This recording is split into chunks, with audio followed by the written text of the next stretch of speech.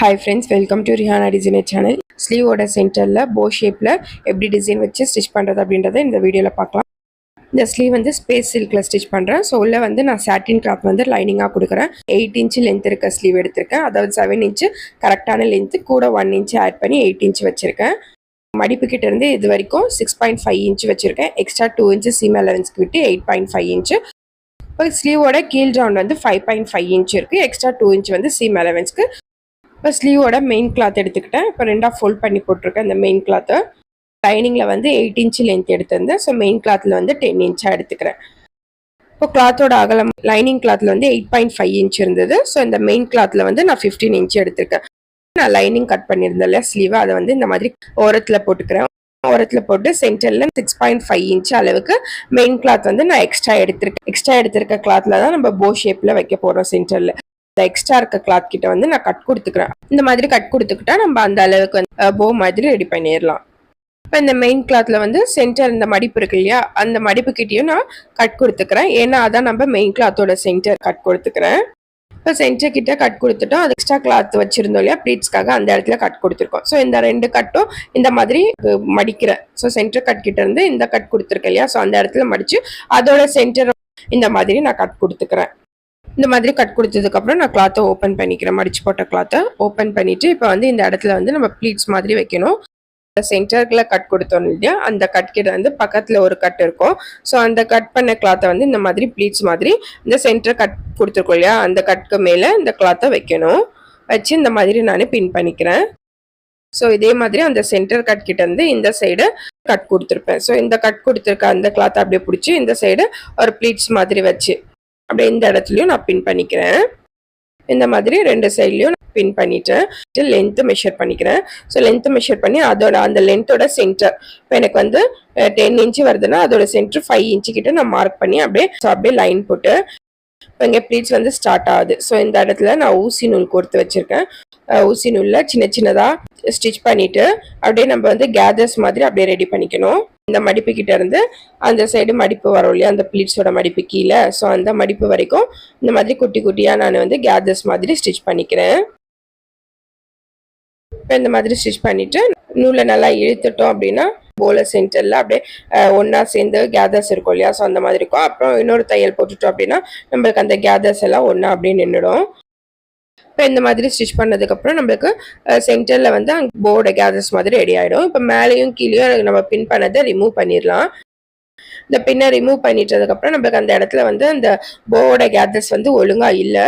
So அதுக்காக என்ன பண்ணணும்னா நம்ம கரெக்டாக அழகாக ஈக்குவலாக அப்படியே சின்ன சின்னதாக ப்ளீட்ஸ் மாதிரி வைக்கணும். ப்ளீட்ஸ் வந்து ஒரு சைடில் இருந்து அப்படியே சென்டர் கிட்ட வரைக்கும் இந்த சைடு பார்க்குற மாதிரி ப்ளீட்ஸ் பிடிச்சிக்கோங்க. அதுக்கப்புறம் சென்டர் கிட்ட இருந்து பிடிக்கிற ப்ளீட்ஸ் வந்து ஆப்போசிட் சைடில் அப்படியே மடித்து ப்ளீட்ஸ் பிடிச்சிக்கோங்க. அப்போ தான் அந்த ப்ளீட்ஸ் வந்து நம்மளுக்கு அழகாக தெரியும். இப்போ மேல் சைடையும் அதே மாதிரி ப்ளீட்ஸ் பிடிச்சிக்கணும், கீழ் சைட்லையும் அதே மாதிரி ப்ளீட்ஸ் பிடிச்சிக்கணும். அப்போ தான் நம்மளுக்கு சென்டரில் வந்து அந்த போ ஷேப் வந்து கரெக்டாக வரும். இந்த மாதிரி குட்டி குட்டியாக ப்ளீட்ஸ் வச்சு நான் இப்போ போ மாதிரி சென்டரில் ரெடி பண்ணிக்கிட்டேன். இப்போ இந்த மெயின் கிளாத்தை வந்து நம்ம லைனிங் கிளாத்தோட ஜாயின் பண்ணலாம். இப்போ நம்ம லைனிங்கில் வந்து லென்த்தில் சென்டர் கிட்ட நான் அந்த மாதிரி மார்க் பண்ணிக்கிறேன். போல சென்டர் கிட்ட நம்ம கேதர்ஸ் மாதிரி பிடிச்சி வச்சிருக்கோம் இல்லையா, ஸோ அந்த சென்டரும் நம்ம இப்போ லைனிங் கிளாத்தில் மார்க் பண்ண அந்த சென்டரும் ரெண்டும் இந்த மாதிரி ஒன்றா வச்சுட்டு அப்படி நான் அந்த இடத்துல பின் பண்ணிக்கிறேன். ஸோ நம்மளுக்கு இந்த ரெண்டு சென்டரும் ஒன்றா இருந்தால் தான் நம்மளுக்கு இந்த போ டிசைன் வந்து ஸ்லீவில் சென்டரில் கரெக்டாக வரும். இப்போ சென்டரில் இந்த மாதிரி பின் பண்ணதுக்கப்புறம் இப்போ ஸ்லீவில் வந்து ஸ்லீவோட கீழ் சைடில் ஃபஸ்ட்டு லைனிங் பீஸையும் மெயின் பீஸையும் நான் ஜாயின் பண்ணிடுறேன். இப்போ லைனிங் பீஸை விட மெயின் பீஸ் வந்து 1 இன்ச் எக்ஸ்ட்ரா இருக்குது. ஸோ மெயின் பீஸும் லைனிங் பீஸும் ஜாயின் பண்ணதுக்கப்புறம் எக்ஸ்ட்ரா இருக்க பீஸை கட் பண்ணிடலாம். இப்போ கீழ் சைடு ஸ்டிச் பண்ணதுக்கப்புறம் ஸ்லீவோட மேல் சைடு ஸ்டிச் பண்ணணும். ஸோ மேல் சைடு அது மாதிரி லைனிங் பீஸ்க்கு ஏற்ற மாதிரி அப்படியே நான் மேலே வந்து ஜாயின் பண்ணிக்கிட்டே வரேன். இப்போ மேல் சைடு வந்து இந்த போ நம்ம ரெடி பண்ணியிருக்கோம் இல்லையா, ஸோ அந்த இடத்துல வந்து கொஞ்சம் கிளாத் வந்து இந்த இடத்துல அதிகமாகவே இருக்குது. ஸோ அந்த அதிகமாக இருக்க கிளாத்தையும் நான் அந்த மாதிரி குட்டி குட்டியாக ப்ளீட்ஸ் மாதிரி வச்சு அப்படியே அந்த லைனிங் பீஸையும் மெயின் பீஸையும் அப்படியே ஜாயின் பண்ணிடுறேன். இப்போ நம்மளுக்கு போ வந்து இன்னும் அதிகமாக கேதர்ஸ் மாதிரி இருக்கும். அதே மாதிரி அப்படியே மெயின் பீஸையும் லைனிங் பீஸையும் ஜாயின் பண்ணிட்டே வரேன். ஸோ இந்த சைடும் கொஞ்சம் கிளாத் வந்து அதிகமாக இருக்குது. ஸோ அந்த அதிகமாக இருக்க கிளாத்தையும் அப்படியே நான் ப்ளீட்ஸ் மாதிரி மடித்து அப்படியே ஸ்டிச் பண்ணிக்கிறேன்.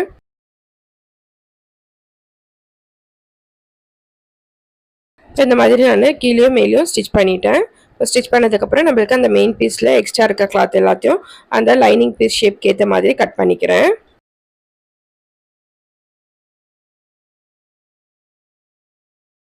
இந்த மாதிரி ஸ்லீவ் வந்து போ ஷேப் வச்சு ஸ்டிச் பண்ணியாச்சு. இப்போ ஸ்லீவோட கீழ் சைடில் வந்து பிசுறு இருக்குது. ஸோ அந்த பிசுரை வந்து இப்போ ஸ்டிச் பண்ணி ஃபினிஷ் பண்ணணும். ஸோ அதுக்காக நான் வந்து சாட்டின் கிளாத் எடுத்திருக்கேன். 2.5 இன்ச்சு வித் இருக்க சாட்டின் கிளாத் எடுத்திருக்கேன். இப்போ கீழ் சைடு இந்த மாதிரி இந்த கிளாத்தை வச்சு அப்படியே ஸ்லீவ் பீஸையும் இந்த கிளாத்தையும் அப்படியே நான் ஜாயின் பண்ணிக்கிறேன். கீழே வந்து இந்த கிளாத் ஜாயின் பண்ணதுக்கப்புறம் கீழே அந்த ஜாயின் பண்ண கிளாத்தை இந்த மாதிரி மேலே எடுத்து 1/2 இன்ச்சு மடிச்சுட்டு அந்த மடித்த கிளாத்தை வந்து அப்படியே நம்ம இந்த ஜாயின் பண்ணியிருக்கோம் இல்லையா, அந்த ஜாயிண்ட்டோட ஸ்டிச் தெரியல அந்த ஸ்டிச்சுக்கு மேலே வச்சு அப்படியே நான் ஸ்டிச் பண்ணிக்கிறேன். இந்த இடத்துல நீங்கள் லேஸ் வச்சு ஸ்டிச் பண்ணோன்னா கூட ஸ்டிச் பண்ணிக்கலாம். இப்போ மடித்து வைக்கும் போது அது கீழே வந்து லேஸ் வச்சு அப்படியே ஸ்டிச் பண்ணிக்கலாம். இப்போ இந்த மாதிரி கீழே வந்து பிசுறு இல்லாமல் கிளாத் வச்சு ஸ்டிச் பண்ணிவிட்டேன். இப்போ நம்ம இந்த போ ஸ்டிச் பண்ணியிருக்கோம் இல்லையா, ஸோ இந்த சென்டரில் வந்து நான் பின் பண்ணியிருக்கேன். ஸோ இந்த சென்டர் வந்து எனக்கு கலையாமல் இருக்கிறதுக்காக நான் இந்த இடத்துல ஊசி நூல் வச்சு அப்படியே ஒரு ஸ்டிச் பண்ணிவிட்டு அதுக்கப்புறம் அந்த போ வந்து ஹைலைட் பண்ணி காமிக்கிறதுக்காக நான் வந்து அப்படியே போக்கு மேலே பெரிய சைஸ் பீட்ஸ் வச்சு அப்படியே நான் ஸ்டிச் பண்ணிக்கிறேன். அப்படியே அந்த ஸ்டிச் பண்ணியிருக்கோம் இல்லையா சென்டரில், ஸோ அந்த ஸ்டிச்சுக்கு மேலே 3 பீட்ஸ் வர மாதிரி வச்சு அப்படியே ஸ்டிச் பண்ணிக்கிறேன். அவ்வளோதான் ஃப்ரெண்ட்ஸ், இந்த ஸ்லீவ் டிசைனோட ஸ்டிச்சிங் முடிஞ்சிருச்சு. இந்த ஸ்லீவ் டிசைன் உங்களுக்கு பிடிச்சதுன்னா லைக் பண்ணுங்கள், ஷேர் பண்ணுங்கள். மறக்காமல் ரிஹானா டிசைனர் சேனலை சப்ஸ்கிரைப் பண்ணிவிடுங்க friends. Thank you friends. Bye friends.